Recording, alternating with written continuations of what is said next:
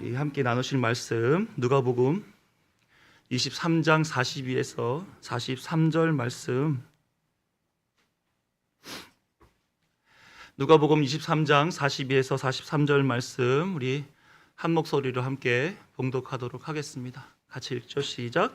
이르되 예수여 당신의 나라에 임하실 때에 나를 기억하소서 하니 예수께서 이르시되 내가 진실로 내게 이르노니 오늘 내가 나와 함께 낙원에 있으리라 하시니라. 아멘. 4월 20일이 무슨 날인지 아십니까? 4월 20일 부활주일입니다. 예수님이 십자가 사건 이후 3일 만에 부활하셔서 사망을 이기시고 승리하신 날이죠. 우리에게도 그것이 근거가 되어서 우리는 승리하게 될 줄로 믿습니다. 그래서 이기는 자는 요한계시록에 나왔던 그 이기는 자가 우리인 줄로 믿습니다. 이날을 기념하기 위해서 3, 4세기의 초대교회들이 로마의 박해를 견디면서 그 그리스도의 고난에 동참하는 삶을 살아봤습니다. 또 이 313년에 밀라노 칙령이라고 해서 로마의 국교가 기독교가 돼요.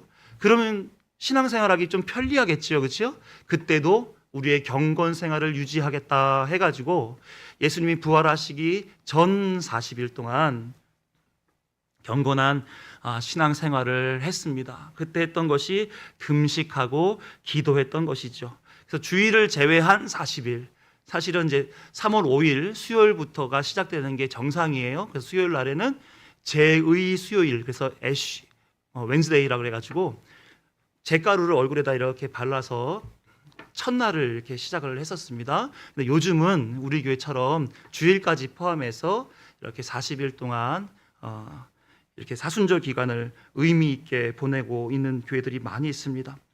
그거는 이제 성경에 나와 있는 절기는 아니고요, 교회가 만들어낸 전통입니다. 그러니까 우리는 교회가 유익하여 이것은 지키자 한 그 전통에 동참하는 것이 우리 신앙에 아주 유익한 일이다, 이렇게 생각이 됩니다.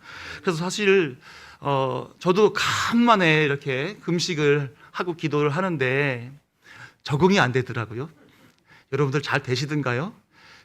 몇 시간 눈 뜨고, 저는 아침 금식을 했으니까 눈 뜨고 점심 때까지 불과 몇 시간 안 되는데 고문당하는 것 같은 느낌인 거예요.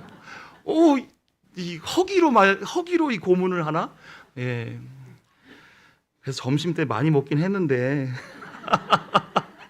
네, 고난에 동참하는 마음은 생겼습니다. 아무튼 단순히 그냥 굶고 다른 때보다 기도 조금 더 하고 하는 그런 시간으로 보내지는 것이 아니라 예수 그리스도께서 걸으신 그 십자가의 길에 동참하시는 그 마음으로 그 금식을 거룩하고 경건하게 보내시기를 축원합니다. 저는 이 사순절에 갖는 의미가 크다고 생각이 돼요. 그래서 예수님의 십자가 고난과 죽음 그리고 부활, 이것이 구속의 핵심적인 요건 내용들인데 이 사순절 기간들을 통해서 그 그리스도께서 겪었던 십자가와 부활, 그것이 곧 우리의 십자가와 부활이다라는 그런 동일시를 생각하면서 기념하는 시간으로 가져야 되겠다, 그렇게 생각이 듭니다. 그래서 오늘하고 다음 주는 십자가에 대한 이야기를 하려고 그래요. 오늘은 십자가와 나라고 하는 제목의 말씀을 드리려고 합니다. 에베소서 1장 7절 말씀을 보여주십시오. 네, 함께 읽어볼까요? 시작. 우리는 그리스도 안에서 그의 은혜의 풍성함을 따라 그의 피로 말미암아 속량 곧 죄 사함을 받았느니라. 네, 아멘. 에베소서 1장은 저도 여러 차례 말씀드렸죠. 이 내용은 창세전 언약에 대한 이야기입니다. 삼위일체 하나님께서 창세 전에 우리 그리스도 예수 안에서 내 나라 백성을 만들자, 그 얘기. 그래서 언약, 너희는 내 백성이 되고 나는 너희의 하나님이 되리라의 시작이 바로 이때지요. 그때에 이런 내용이 있습니다. 그리스도 안에서 그의 은혜의 풍성함을 따라 그의 피로 말미암아 속량 곧 죄사함을 받았느니라. 피로 말미암아 속량한다는 그 일을 언제부터 계획하셨다라는 말일까요? 창세 전부터 계획했다라는 얘기입니다. 하나님은 모든 인류에게 죄라고 하는 설정을 해 놓으시고 예수의 피의 구속을 통해서 모든 인류 가운데에 하나님이 선택한 자들만 건져 하나님의 나라의 백성으로 하나님 나라를 완성시키겠다라고 하는 뜻을 가졌다라는 것입니다. 이것이 모든 성경의 핵심 줄거리가 되는 것이지요. 그래서 오늘은 이 구속을 어떻게 이루어 가시는가 하는 그런 흐름을 한번 같이 나눠보려고 하는 겁니다. 창세기 9장 4절에서 6절 말씀 같이 읽어보죠. 시작. 그러나 고기를 그 생명되는 피째 먹지 말 것이니라. 내가 반드시 너희의 피 곧 너희의 생명의 피를 찾으리니 짐승이면 그 짐승에게서 사람이나 사람의 형제면 그에게서 그의 생명을 찾으리라. 다른 사람의 피를 흘리면 그 사람의 피도 흘릴 것이니 이는 하나님이 자기 형상대로 사람을 지으셨음이니라. 아멘. 이 내용은 하나님께서 방주에서 나온 노아의 가족에게 다시금 복을 주시면서 생육하고 번성하고 땅에 충만하라라고 하는 문화명령, 그 다음에 율법으로 주신 것입니다. 다시 말하면 이런 거죠. 사람은 하나님의 형상을 따라 지었으므로 피 흘리게 한 것이 있다면 피 흘림으로 그것을 보상해야 된다라고 하는 겁니다. 피 흘림에는 이유가 있는데 하나님의 형상을 따라 지음받은 자는 그 피 속에 생명이 있기 때문이다. 이 얘기를 하고 싶고 계신 거예요.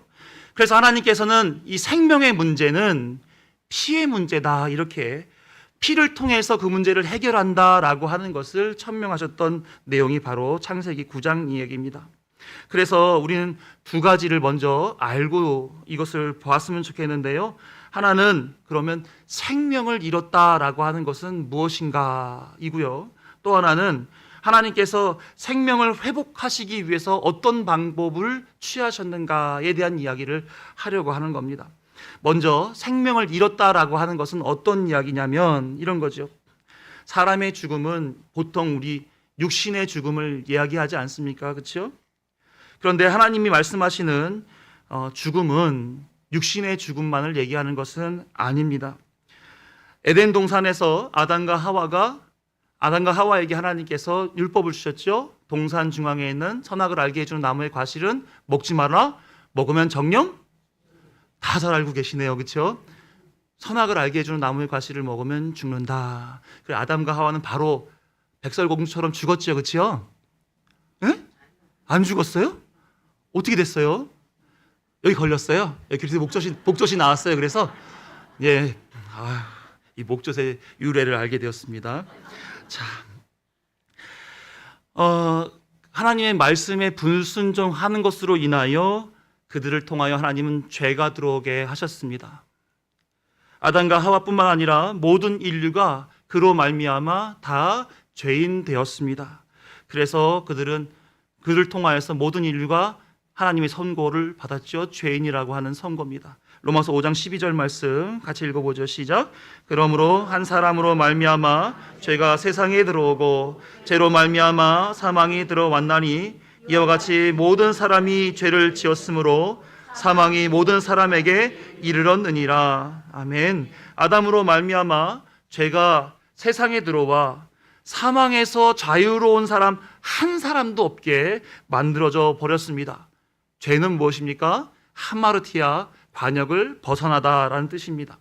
하나님께서 원하시고자 했던 그 관계에서 이 죄 때문에 벗어나게 되었다라고 하는 거죠. 관계가 깨어졌다라는 겁니다. 그래서 이 죄의 문제, 관계가 깨어짐으로 인하여 죄는 죄의 삭은 사망이다라고 했던 그 생명 없음에 이르게 되는 그 문제가 사람들에게 주어지게 된 것이지요. 그래서 이 문제를 해결하기 위해서 하나님께서는 대책을 마련하셨겠지요. 그렇죠? 창세 전부터 계획이 있었으니까. 어떤 일을 행하시려고 했는가? 두 번째입니다. 그게 성경 곳곳에 하나님이 하실 일에 대한 예표가 많이 들어가 있어요. 많이 들어가 있습니다. 대표적인 것 두 가지만 보도록 하겠습니다. 아담과 하와가 선악을 알게 해주는 나무의 과실을 먹고 그들의 눈이 밝아졌습니다. 그래서 제일 먼저 발견한 것이 뭐예요? 자기가 벗었으므로. 그전에는 벗었는지 안 벗었는지를 몰랐어요. 근데 지금 보니까 내가 벗었더라라고 하면서 그들이 한 일이 있습니다. 그들은 뭔 일을 했죠? 무화과 나무 잎을 따서 그 수치를 가렸습니다. 자신의 처지가 현재 죄의 상태, 악한 상태에 있다라고 하는 것을 확인했고, 그들은 자기 수준에서 자기가 할 수 있는 죄의 그 수치를 가리느라고 무화과 나무 잎을 엮어 치마를 만들어 입었습니다. 그리고 나서 하나님 눈을 피해 숨었지요.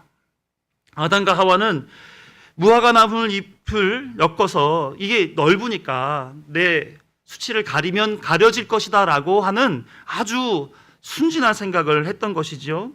그리고 하나님 눈에 피해서 어딘가에 들어가 있으면 하나님 못 찾을 거다라고 생각을 했는지도 모르겠습니다. 그런데 죄인이라 정죄하신 것을 어떤 사람의 행위로 감추거나 피한다고 하나님의 눈을 피해지는 것이 아니라는 것입니다. 하나님께서는 그들에게 그것이 죄야, 그렇게 사는 것은 내 뜻이 아니야 라고 하는 것을 분명하게 각인시키시기 위하여, 또한 하나님의 계획을 펼쳐나가시게 하기 위하여 이들을 에덴 동산에서 내쫓게 되었습니다. 그런데 그냥 내버려 쫓아버리시지 않으셨더라라고 하는 겁니다. 하나님이 하신 일이 뭐가 있을까요? 그 사이에 뭐 하셨어요? 네? 가죽옷을 입혔습니다. 가죽옷을.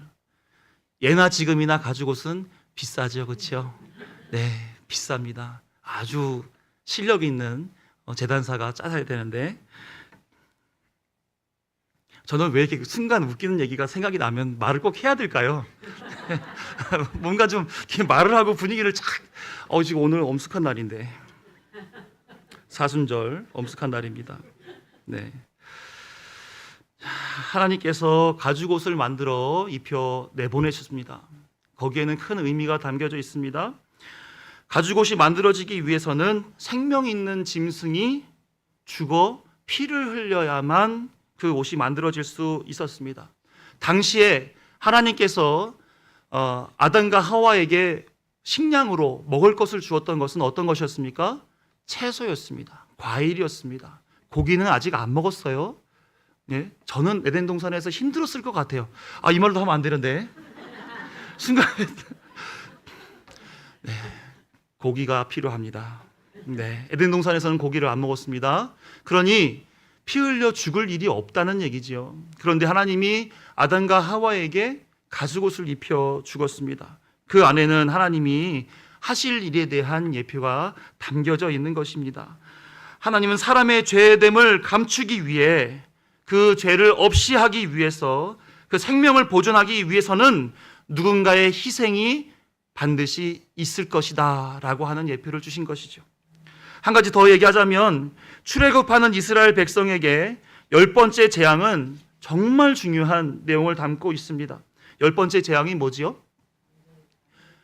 네, 어린 양의 피를 문설주와 임방에 바르면 그 심판의 날에 천사가 패스오버 한다는 거 아니에요, 그렇죠? 지나간다, 유월한다 이런 말이잖아요, 그렇죠? 그래서 그날에는 애굽 가정들마다 소리 지르고 곡소리가 나는 엄청 큰 소리들이 울려 퍼졌을 것입니다. 집집마다 아들들이 다 죽어나가니까요. 그런데 문 임방과 설주에 피를 바른 이스라엘 백성들의 가정들은 어땠을까요?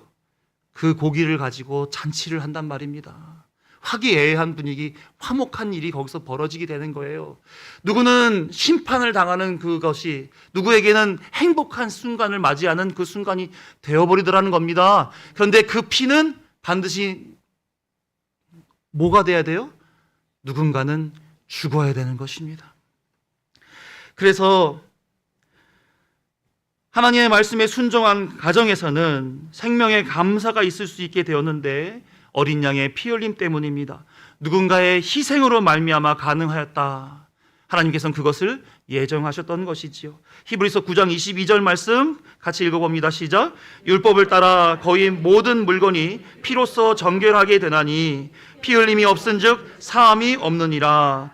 하나님은 피 흘림이 없이 사함이 없다. 반드시 피 흘려야만 회복으로 생명으로 나아갈 수 있다라고 하는 방법을 하나님께서 만들어 주셨던 것입니다. 누군가 피를 희생을 통해 죄의 사망의 상태에서 생명으로 나오는 그 원리를 하나님께서는 설정해 놓으셨다는 것이지요.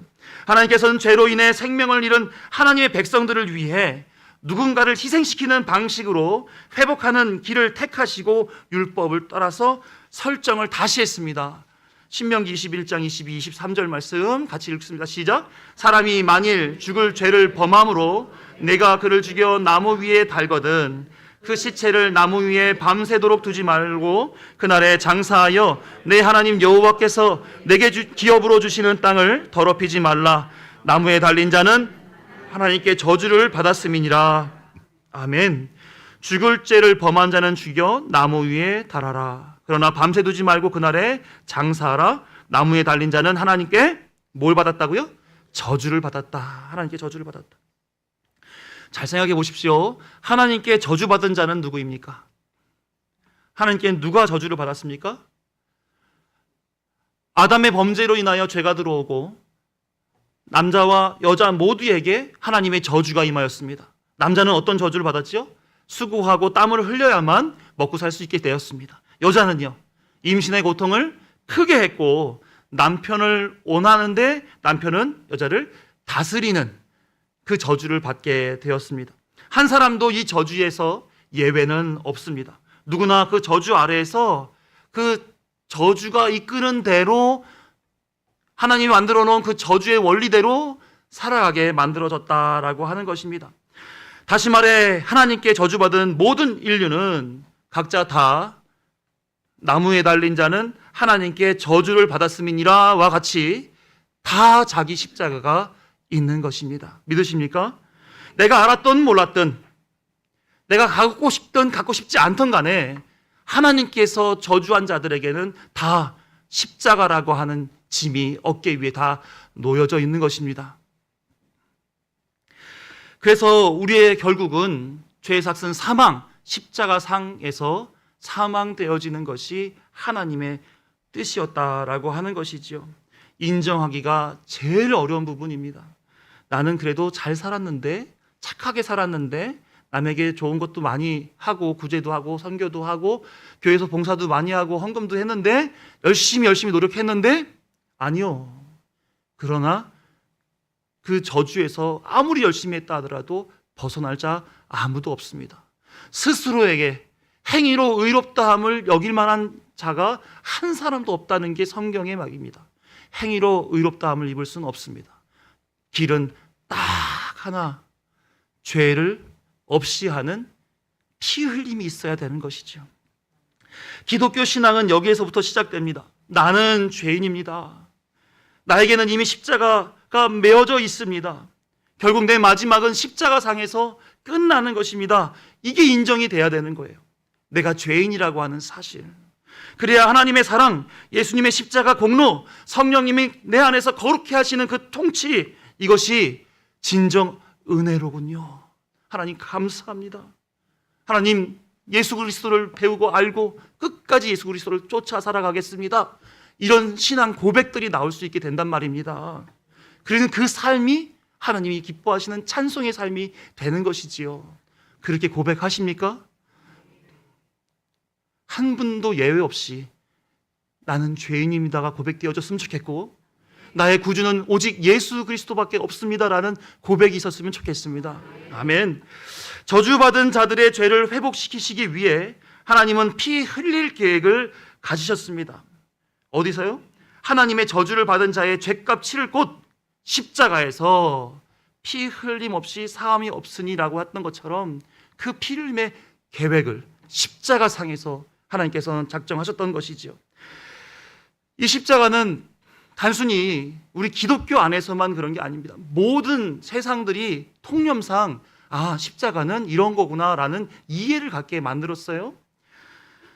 역사의 흐름 속에서 죄인이 치러야 되는 심판, 처형의 장이 바로 십자가였습니다.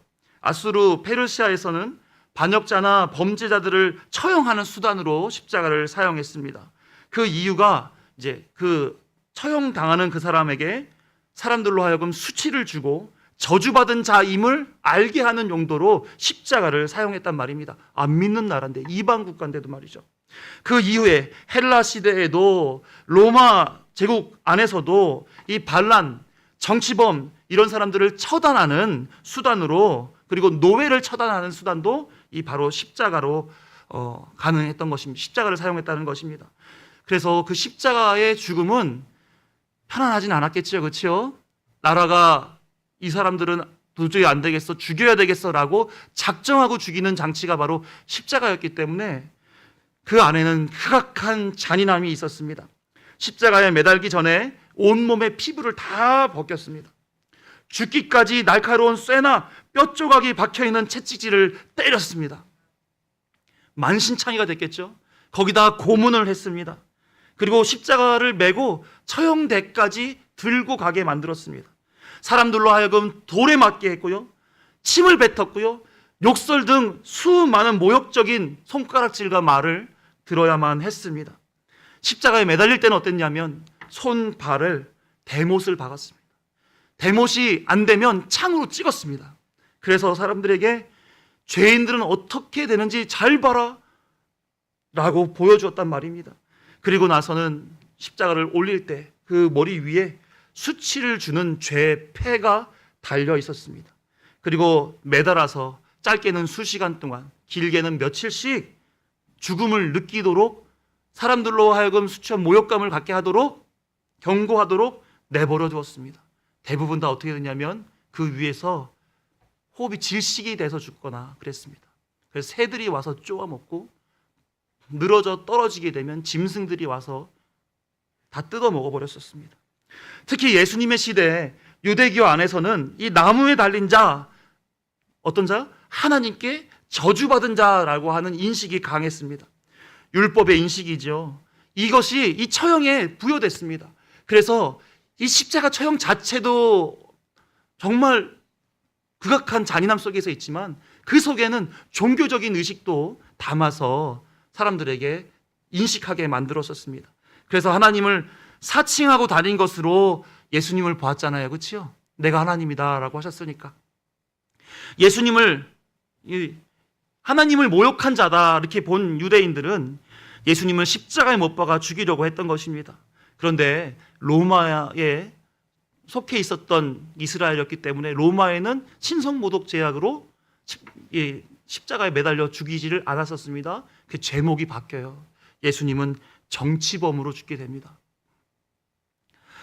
그래서 정치범으로 죽일 때 보니까 정치범 같지 않은 거예요. 그러니까 빌라도가 손을 씻습니다. 나는 이 사람을 처단할 수 있는 내 판결을 안 하겠다. 신성모독이 아닌 로마의 반란을 꿈꾼 정치범으로 십자가에 못 박게 되었습니다. 자, 예수님이 십자가 못 박혀 죽기까지 역사적으로 그 지역에서는 다 십자가를 이렇게 사용했습니다. 죄인들을 향한 극악한 처형 수단이 바로 십자가였던 것이죠. 그러면 죄인들은 다 그렇게 죽었다라고 한다면 그러면 우리는 어떨까요? 로마서 3장 9절에서 12절 말씀 같이 읽어봅니다. 시작. 그러면 어떠하냐? 우리는 나으냐? 결코 아니라 유대인이나 헬라인이나 다 죄 아래에 있다고 우리가 이미 선언하였느니라. 기록된 바 의인은 없나니 하나도 없으며 깨닫는 자도 없고 하나님을 찾는 자도 없고 다 치우쳐 함께 무익하게 되고 선을 행하는 자는 없나니 하나도 없도다. 성경이 말하는 모든 인류는 다 죄인입니다. 죄 아래 놓여져 있고 그 속에는 의인 한 사람도 없고 깨닫는 자도 없고 하나님을 찾는 자도 없고 무익하여서 선을 행하는 자 아무도 없다. 그 십자가 상에서 죽어야만 하는 저주의 상태에서 스스로 벗어날 수 있는 자 아무도 없다라고 성경은 선언하고 있는 것입니다. 인정하십니까? 아멘 하셔야 돼요. 가슴 아프지만 아멘 하셔야 되는 겁니다. 그래서 유일하게 이 하나님의 저주, 십자가의 죽음, 지옥에서의 영원한 삶에서 벗어나게 되는 유일한 길, 그 길을 하나님께서는 창세 전에 만들어 놓으셨다라고 하는 겁니다. 얼마나 감사한지요. 그렇다면 그 길이 있다는 것을 아신다면 그 길을 따르시겠습니까? 안 따르시겠습니까?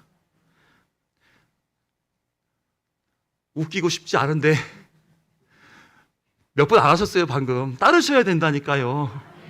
예, 따르셔야 됩니다. 예전에 멜 깁슨이라고 하는 배우가 만든 영화가 있습니다. 패션 오브 크라이스트라고 하는 영화인데요, 요게 이제 포스터였습니다.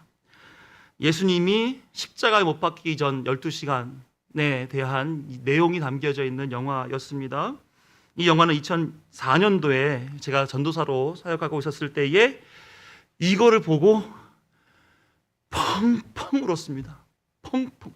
진짜 이렇게 돌아가셨는가 하는 마음에서요. 대부분 다 보셨지요, 그렇죠?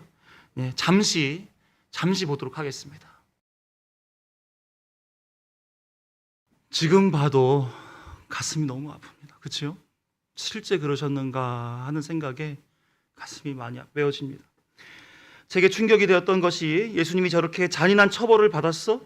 예수님께서 저렇게 십자가 위에 서셨을 거라는 당시에 그 역사적 고증을 근거로 영상이 만들어졌기 때문에 실제로 저랬는가 하는 생각이 들었습니다.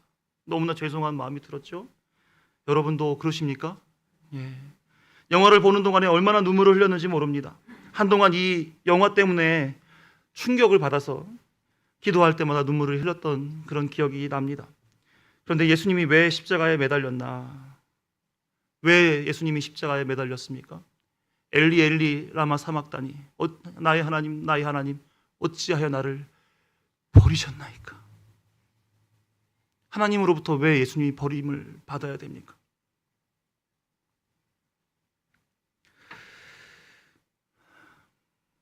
지금에 와서 생각해 보니까 이런 겁니다. 모든 죄인들을 대신하여 죽으신 예수 그리스도, 예수님이 저렇게 안 죽으셨다면 지금 그 십자가에 누가 올라가 있어야 되는 겁니까? 내가 거기 있어야 되는 겁니다. 저렇게 모질게 채찍질을 당하고 머리부터 발끝까지 피 만신창이가 되어서 자기 몸 하나도 주체할 수 없고 숨 하나도 제대로 쉴 수 없는 그 상태로 십자가에 매달려서 죽는 그 순간을 초조하게 기다려야 되는 그런 상태가 나의 원래 있어야 할 자리였다는 사실입니다. 예수님이 십자가의 고통을 감당하시고 죽으신 것에 대한 연민이나 안타까움, 죄송함 이런 것이 아니라 예수님의 죽음이 나의 죽음이었구나, 예수님의 그 저주받은 것에 대한 대신하심이 곧 나 때문에 있는 일이었구나, 예수님이 맞으셨던 그 채찍질은 나 때문에 있는 것이고 예수님이 당하셨던 그 모진 질시와 조롱과 비웃음 다 나 때문에 있었던 일이었구나. 내가 예수님을 만나지 않았으면 나는 거기 있어야 되는데, 내가 예수님을 구주로 모시지 않고 살아있다면 거기 있어야 되는데, 예수님께서 나를 사랑하셔서 하신 모든 일을 믿지 않았다면 내가 거기 서 있어야 되는데, 이런 생각이 많이 들었습니다. 예수님의 은혜가 제 마음을 강하게 붙잡았습니다. 십자가 생각을 하면 눈물이 나지 않을 수 없는 은혜가 십자가인 것이죠. 내가 죽어야 할 십자가 위에 예수께서 매달리시고 예수님은 진리로 우리에게 말씀하실 뿐입니다. 이렇게 하라고요. 마태복음 16장 24, 25절 말씀 같이 읽어보죠. 시작. 이에 예수께서 제자들에게 이르시되 누구든지 나를 따라오려거든 자기를 부인하고 자기 십자가를 지고 나를 따를 것이니라. 누구든지 제 목숨을 구원하고자 하면 잃을 것이요 누구든지 나를 위하여 제 목숨을 잃으면 찾으리라. 십자가를 지고 나를 따르라. 십자가의 삶이 생명을 얻는 예수의 삶이다. 이렇게 말씀하시고 계신 거죠.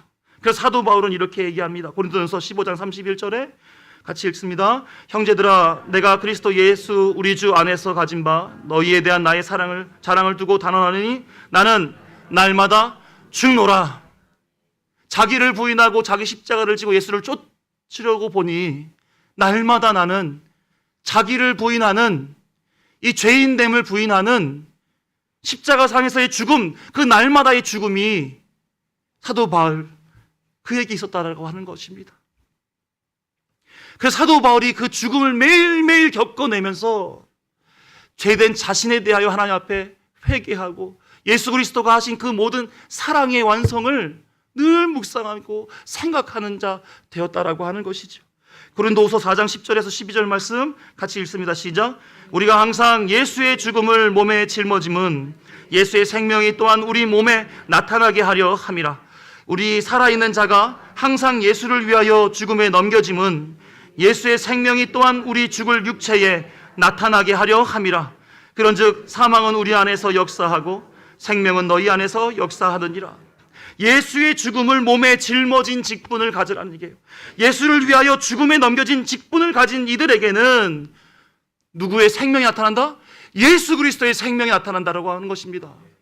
그래서 날마다 죽는 삶을 살아가며 예수의 죽음이 내 죽음이다라고 생각하고 믿음으로 고백하고 삶을 영위하여 나아가 예수의 생명이 내 안에서 나타나게 되는 삶, 사도 바울은 그 삶을 살라고 지금 고린도 교회에게 간곡하게 얘기하고 있는 것이죠. 예수를 따라 날마다 죽음을 몸에 짊어진 그 복음 증거의 직분을 가지고 사역하는 바울과 일행에겐 사망이 역사합니다. 왜요? 그거 하지 말라고 사단이 회방을 놓지요.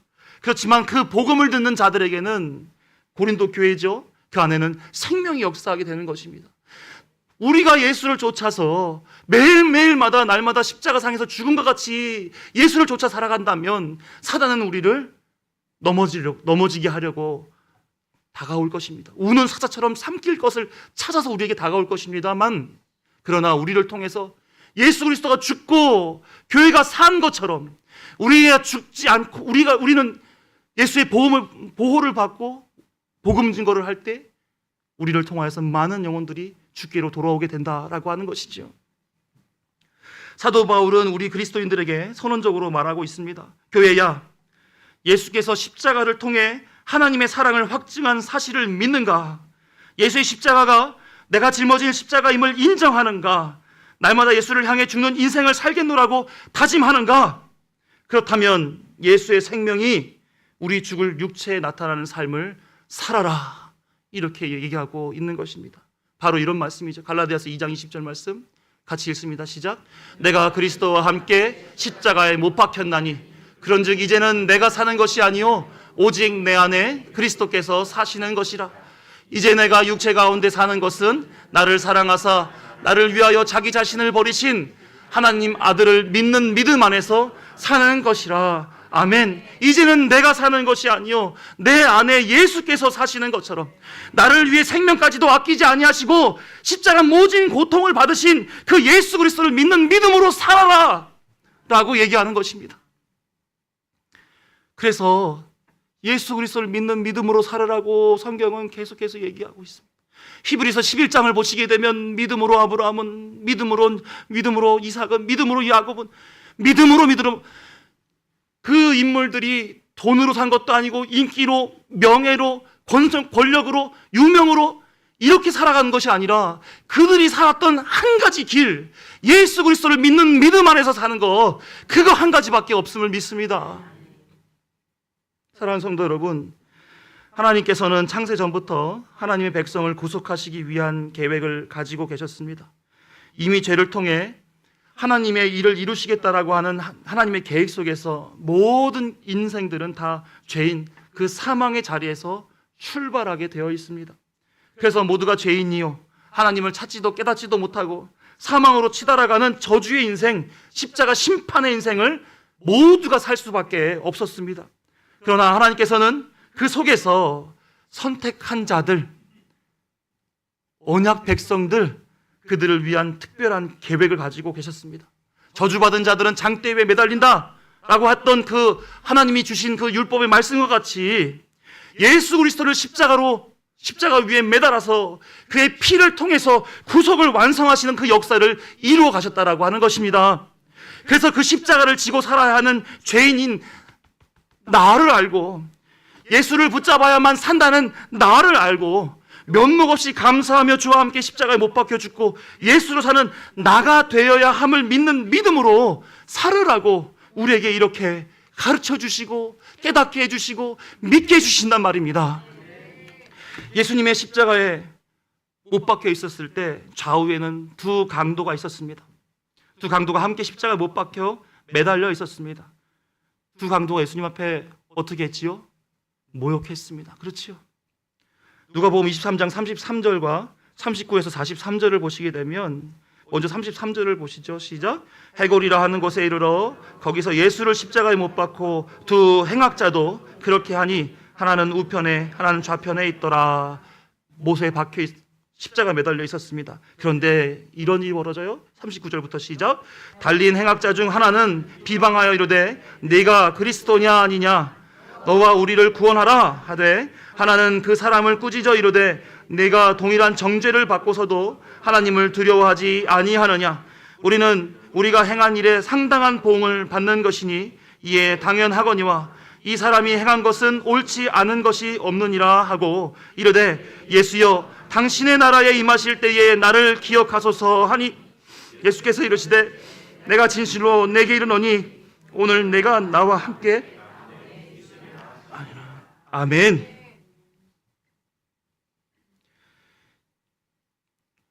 두 강도는 예수님과 함께 십자가에 못 박혀 매달려 있었습니다. 그런데 두 강도 중에 한 강도는 예수님을 모욕했지만 한 강도는 예수님이 누구인지를 고백합니다. 예수님 앞에 예수여 당신의 나라에 임할 때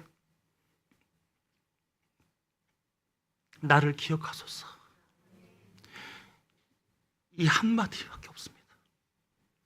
그가 살아왔던 모든 인생 속에서 그는 정죄받아 십자가에 못 박혀 죽는 인생 살았지만 그의 행위로는 의롭다함을 여길 만한 것이 하나도 없었지만 예수님이 누구인지를 알고 예수님한테 그의 나라에 임할 때 당신의 나라에 임할 때 나를 기억해 주소서. 그가 한마디. 그 한마디가 신앙의 고백이요 믿음이지요. 그거 하나 때문에 네가 오늘 나와 함께 낙원에 있으리라. 우리는 이렇게 사는 겁니다. 우리는 일평생 동안 하나님 앞에 주장할 거 한 가지도 없지요. 하나님 저 이만큼 수고하고 노력했거든요. 내가 하나님 앞에 이렇게까지 해드렸는데 나를 하나님 나라에 입성 안 시키면 하나님 손해보는 겁니다. 그럴 수는 없는 겁니다. 이렇게 얘기할 자 아무도 없다는 거예요. 면목 없이 감사하여 하나님, 예수님 기억해 주십시오. 행악자와 같이 예수님을 알아 간구할 뿐입니다. 그의 고백, 예수여 당신의 나라에 임할 때에 나를 기억하소서, 이것이 우리의 고백이어야 할 것입니다. 사도 바울이 그 삶을 살았어요. 빌립보서 3장 10절에서 14절까지의 말씀 같이 읽어봅니다. 시작. 내가 그리스도와 그 부활의 권능과 그 고난에 참여함을 알고자 하여 그의 죽으심을 본받아 어떻게 해서든지 죽은 자 가운데서 부활에 이르려 하노니 내가 이미 얻었다 함도 아니요 온전히 이루었다 함도 아니라 오직 내가 그리스도 예수께 잡힌 바 된 그것을 잡으려고 달려가노라. 형제들아 나는 아직 내가 잡은 줄로 여기지 아니하고 오직 한 일 즉 뒤에 있는 것은 잊어버리고 앞에 있는 것을 잡으려고 표대를 향하여 그리스도 예수 안에서 하나님이 위에서 부르신 부름의 상을 위하여 달려가노라. 아멘. 사도 바울은 그의 죽으심을 본받아, 그의 부르심을 본받아, 이게 전제입니다. 그의 마음속에는 그래, 예수님이 십자가에 못 박혀 죽으셨어. 내가 예수님의 제자로 따라갈 때는 자기를 부인하고 자기 십자가를 지고 따르라고 하셨던 예수님의 죽음을 따라서 나도, 그것을 본받아 나도 끝까지 부름의 상을 향해서 달려가야지, 표대를 향하여 달려가야지, 이렇게 살았던 인생이 바로 사도 바울의 인생입니다. 우리의 일은 예수님의 십자가의 죽으심을 따라 아직 잡은 줄로 여기지 아니하고 날마다 앞에 있는 그리스도 안에서 하나님의 부름에 응하면서 신앙생활을 해야 될 것입니다. 사랑하는 성도 여러분, 사순절 기간입니다. 예수님의 십자가 시간이 22일 앞으로 다가왔습니다. 그 십자가 앞에서 나는 과연 누구인가? 십자가가 나와 어떤 관계인가? 십자가를 통해서 나에게는 어떠한 은혜가, 어떠한 일이 벌어졌는가에 대하여 깊이 묵상하시고 내 안에 계신 예수 그리스도와 함께 내가 어떻게 부름을 향하여 그리스도의 십자가를 지고 살 것인가 깨닫는 시간으로 이 사순절 기간을 보내시기를 소망합니다. 하나님께서 깊고 놀라운 하나님을 아는 지식 가운데로 인도하시고 믿음으로 살도록 지혜를 허락하여 주시며 예수 그리스도와 방불한 삶을 살아가도록 이끌어 가실 줄로 믿습니다. 오직 예수 그리스도를 위하여 살아가는 저와 여러분 되기를 간절히 축원합니다.